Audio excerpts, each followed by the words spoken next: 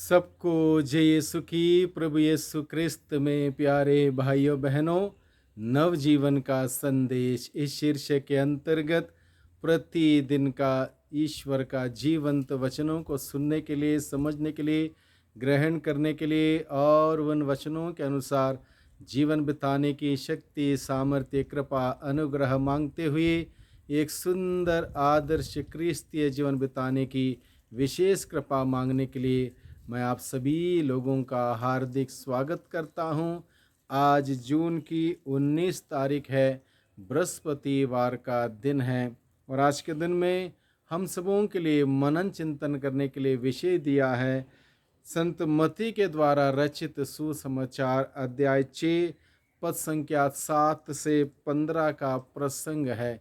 इस प्रसंग में मुख्य रूप से प्रभु यीशु मसीह हम सभी लोगों को प्रार्थना के बारे में, प्रार्थना कैसी करनी है, क्यों करनी है, कब करनी है और किस प्रकार की हमारी प्रार्थना होनी चाहिए, इन सारी बातों को लेकर प्रभु हमें सिखाते हैं, बताते हैं, समझाते हैं।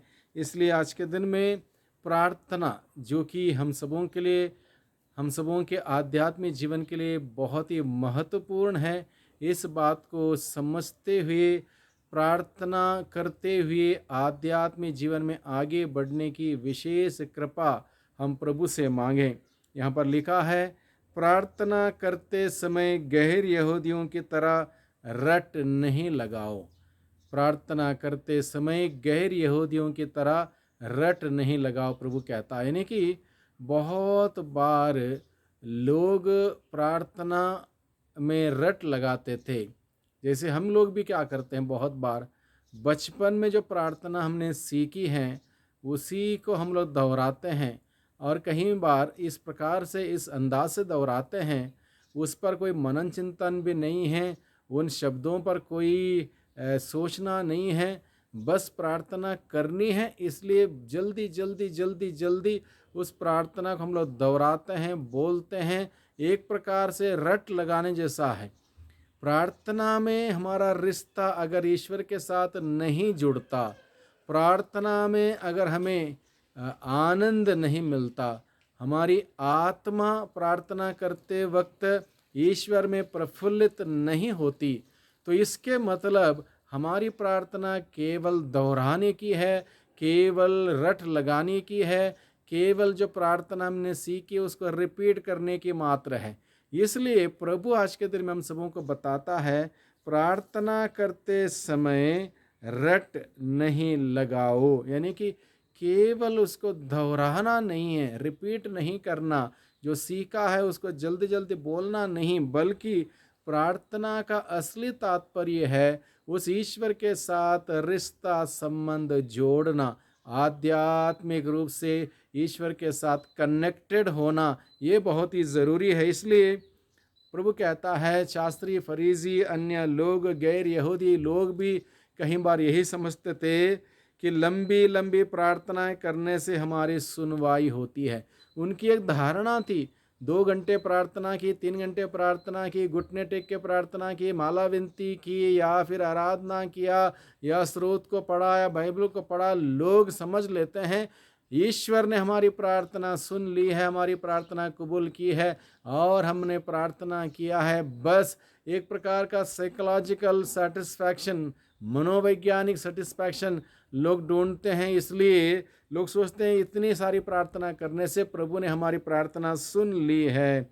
उनके समान नहीं बनो, प्रभु कहता है। इस प्रकार की धारणा रखते हुए, इस प्रकार इस अंदाज से प्रार्थना नहीं करो, उनके समान मत बनो, क्योंकि तुम्हारे मांगने से पहले ही तुम्हारा पिता जानता है कि तुम्हें किन किन चीज़ों की ज़रूरत है।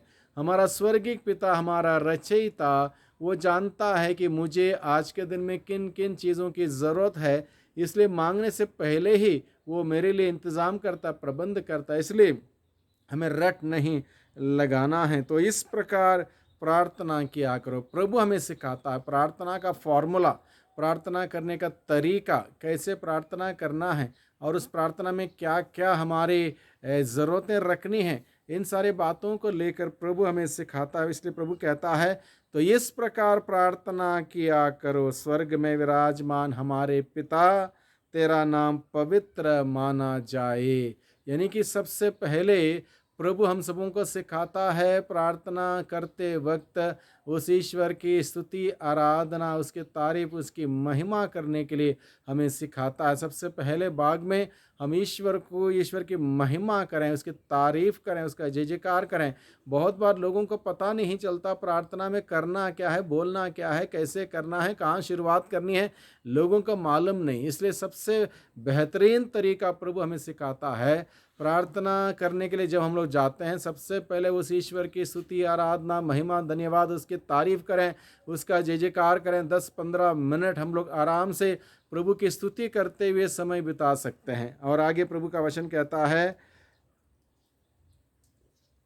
तेरा नाम पवित्र माना जाए, तेरा राज्य आवे, तेरी इच्छा जैसे स्वर्ग में है वैसे पृथ्वी पर भी पूरी हो। और प्रभु हमें सिखाता है कि हमें हमारे पापों के लिए पश्चाताप करना होगा। जब प्रार्थना का रिश्ता प्रभु के साथ हम जोड़ना चाहेंगे तो हम सबों के लिए हमारी गलती का एहसास करते हुए, पापों को याद करते हुए, उसके लिए पश्चाताप करते हुए प्रभु से दया की याचना करना, माफ़ी मांगना बहुत ही ज़रूरी है। और ये बात प्रभु हमें सिखाता है। तीसरे भाग में हम लोग ये सीख सकते हैं, सारे उपकार जो प्रभु के हाथों से हमने पाए हैं उसको धन्यवाद देना हम सबों का परम कर्तव्य है। यानी कि प्रभु को धन्यवाद दें उसके महान कार्यों के लिए हमारे जीवन में। और इस प्रकार से 10, 15, 20 मिनट हम लोग ईश्वर को धन्यवाद देते हुए सुबह से लेकर शाम तक कितने सारी आशीषें, बरकतें हम सभी प्रभु से पाते हैं। उन सबों के लिए प्रभु को हमें धन्यवाद देना चाहिए। धन्यवाद के साथ हम समय बिताएं। और चौथी बात प्रार्थना में हमें प्रभु सिखाता है, हमारे निवेदनों को हम प्रभु के सम्मुख रखें। हमारे बहुत सारी ज़रूरतें हैं, प्रार्थनाएं, निवेदन हैं, उसको बड़े विनम्रता से, बड़े विश्वास के साथ प्रभु के सम्मुख रखें। और प्रभु हम सबों की प्रार्थना सुनेगा, हमें उत्तर देगा और हम सबों पर अपनी आशीषें बरसाएगा। और इसके साथ साथ एक महत्वपूर्ण बात प्रभु हमें सिखाता है, अपने अपराधियों को क्षमा करना बहुत ही ज़रूरी है। अगर हमारी प्रार्थना प्रभु के कानों तक पहुंचनी है तो हमें अपने अपराधियों को माफ़ करना, क्षमा करना ज़रूरी है। जैसे माफ़ करना, क्षमा करना प्रार्थनामय जीवन का नतीजा होना चाहिए। अगर कोई प्रार्थना करता है, उस व्यक्ति को किसी को भी माफ़ करना, क्षमा करना, उसके लिए प्रार्थना करना, क्षमा देना, क्षमा लेना, ये सारे कार्य बहुत ही आसान होना चाहिए। क्योंकि प्रार्थना का नतीजा हमारे जीवन इस प्रकार से झलकना चाहिए। और इसलिए प्रभु आज के दिन में हम सबों को सिखाता है वास्तविकता में प्रार्थना क्या है, कैसी करनी है और कैसे हमें आध्यात्मिक जीवन में आगे बढ़ना है। इस बात को प्रभु हमें आज के दिन में सिखाता है। प्रभु को धन्यवाद दें और हम दिन प्रतिदिन प्रार्थना करते हुए, प्रभु का वचन सुनते हुए, प्रभु की आराधना, स्तुति, महिमा, तारीफ करते हुए आगे बढ़ें, आध्यात्मिक जीवन में विकास करें, तरक्की करें। प्रभु के आशीष, अनुग्रह, प्रभु का प्यार हम सबों को मिलता रहे। सबको धन्यवाद, सबको जय यीशु की।